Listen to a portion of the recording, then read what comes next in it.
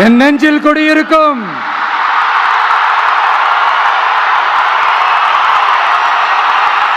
உங்களுக்கும் என்னுடைய வணக்கம். வணக்கம் வணக்கம் வணக்கம் வணக்கம்.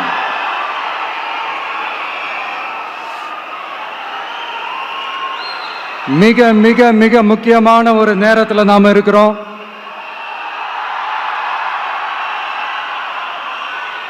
திமுக ஆட்சியை வீட்டுக்கு அனுப்ப போற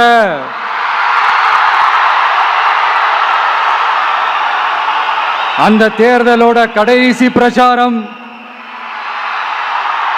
ஸ்டாலின் சாரை வீட்டுக்கு அனுப்ப போற அந்த தேர்தலோட கடைசி பிரச்சாரம்,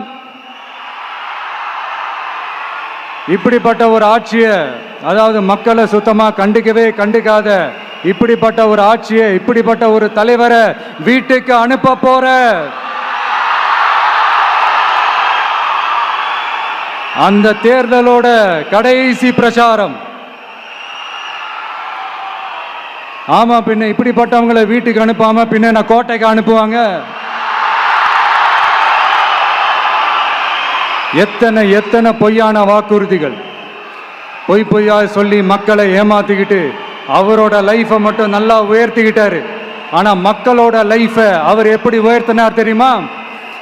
வீட்டு வரியை உயர்த்திட்டாரு, தண்ணி வரியை உயர்த்திட்டாரு, தொழில் வரியை உயர்த்திட்டாரு, விலைவாசியை உயர்த்திட்டாரு, குப்பைக்கு கூட வரி போட்டாரு. இப்படி மக்களோட கஷ்டங்களை மட்டுமே அவர் உயர்த்தி வச்சிருக்கிறார். இன்னும் ஒரு படி மேலே போய், இன்னும் பல படி மேலே போய், தமிழ்நாட்டில் இதுவரைக்கும் எந்த கவர்மெண்ட்டுமே வாங்காத அளவுக்கு கடன், அவ்வளவு கடனை வாங்கி வச்சுக்கிட்டு அந்த கடன் சுமையும் உயர்த்தி வச்சிருக்கிறார். எவ்வளோ? 5-6 லட்சம் கோடி. இத்தனை லட்சம் கோடியை வாங்கிக்கிட்டு எத்தனை பிரச்சனைகளை சால்வ் பண்ணிருக்கலாம். அட்லீஸ்ட் நம்ம இளைஞர்களோட அந்த கல்வி கடன் அதை ரத்து செஞ்சிருக்கலாம். சரி, இப்ப நம்ம விக்கிரவாண்டி மாநாட்டுக்கு போவோம். அந்த மாநாட்டில் நான் என்ன சொன்னேன்? நம்மளுடைய அரசியல் எதிரி யாரு? திமுக. நம்மளுடைய கொள்கை எதிரி யாரு? பாஜக. அன்னையிலேருந்து இன்னி வரைக்கும் அந்த ஸ்டாண்ட்ல ஏதாவது மாறணுமா? இல்லையே. இந்து முஸ்லிம் கிறிஸ்தவர்கள் எல்லாம் அவங்கவுங்க வழிபாட்டு முறையிலையும் வாழ்க்கை முறையிலையும் மட்டும்தான். ஆனா தமிழ்நாடுன்னு வந்துட்டா, ஒற்றுமையை காட்டணும்னு வந்துட்டா, நம்ம கிட்ட யாரும் வாலாட்டவே முடியாது, நம்மளோட நல்லிணக்கத்தை யாரும் நாசம் பண்ணவே முடியாது. சொன்னமா இல்லையா? அன்னிலிருந்து இன்னி வரைக்கும் அந்த ஸ்டாண்ட்ல ஏதாவது மாறணுமா?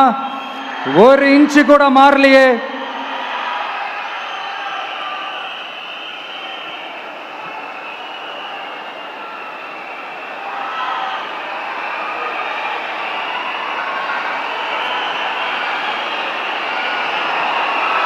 ஒரு இன்ச்சு கூட மாறலையே.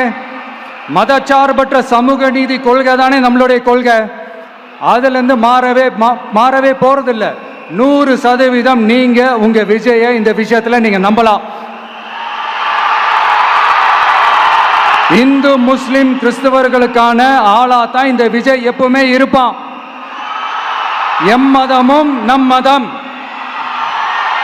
அப்படின்ற அந்த ஒரிஜினல் முகம் தான் இந்த விஜயினுடைய முகம். இன்னொன்னு என்ன சொன்னோம்? A lion is always a lion. சிங்கம் தனியா வந்தாலும் தண்ணி காட்டிடும். இது சும்மா மொரட்டு கான்ஃபரன்ஸ்லாம் சொல்லல. உலகம் பூரா கடவுள் நமக்கு கொடுத்திருக்கிற கோடிக்கணக்கான நம்மளுடைய வகையறாக்கள் நம்மளோட இருக்கிற அந்த கான்ஃபரன்ஸ்ல நான் சொன்னேன்.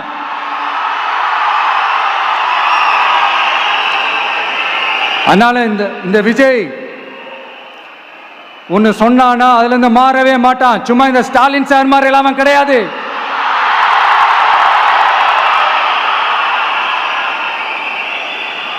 இந்த சிறுபான்மை சகோதரர்களுடைய ஓட்டு வாங்கிறதுக்காக ஒரு பக்கம் கோடியா செலவு பண்ணி தமிழ்நாட்டு காங்கிரஸ் தூக்கி பைக்குள்ள போட்டுக்க வேண்டியது, இன்னொரு பக்கம் கட்சியை காப்பாத்திக்கணுங்கிறதுக்காக பாஜகவோட மறைமுக கூட்டணியில் இருக்க வேண்டியது, ஒரு பக்கம் கதர் வேஷம் போட வேண்டியது, இன்னொரு பக்கம் காவி வேஷம் போட வேண்டியது.